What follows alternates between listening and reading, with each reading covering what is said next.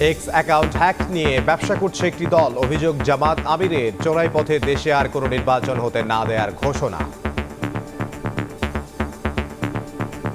X ID hack করে অত্যন্ত নোংরা মেসেজ সেখান থেকে দেওয়া হয়েছে। আমাদের আইটি টিম পেয়েও গেছে যে কোন জায়গা থেকে কারাই কাজ করছে। একটি রাজনৈতিক সংগঠন এই সব কিছু স্পষ্ট হওয়ার পরেও এইটা নিয়ে তারা এখন ব্যবসা করছে।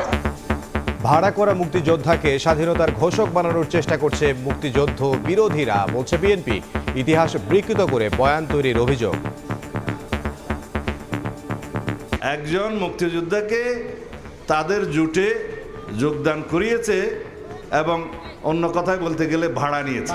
সেই মুক্তিযোদ্ধাকে তারা বাংলাদেশের স্বাধীনতার ঘোষকও বানাচ্ছে। ধর্মকে ব্যবহার করে মানুষকে বিভ্রান্ত করার চেষ্টা করা হচ্ছে। যে রাজনৈতিক দল বাংলাদেশের স্বাধীনতার বিপক্ষে অবস্থান নিয়েছিল, ইতিহাস বিকৃতিতে কোনো বয়ান তৈরি করতে চান, দেশের মানুষ তাতে স্বাভাবিকভাবেই স্তব্ধ।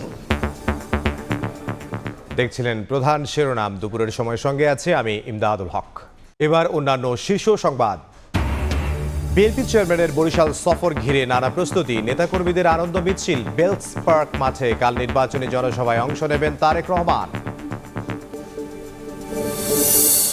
র্যাবের নতুন নাম স্পেশাল ইন্টারভেনশন ফোর্স। পরিবর্তন আসছে পোশাকেও। সহিংসতা কিংবা লুটের সব অস্ত্র উদ্ধার না হওয়াকেও চ্যালেঞ্জ হিসেবে দেখছেন না স্বরাষ্ট্র উপদেষ্টা।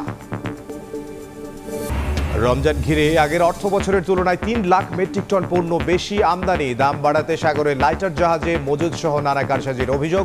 ব্যবস্থা নিতে চলছে অভিযান। এবং আজ পবিত্র শবে বরাত। ভাগ্য রজনীতে ইবাদত বন্দিগিতে মশগুল থাকবেন মুসল্লিরা। আতশবাজি ও অতিরিক্ত আলোকসজ্জা থেকে বিরত থাকার পরামর্শ।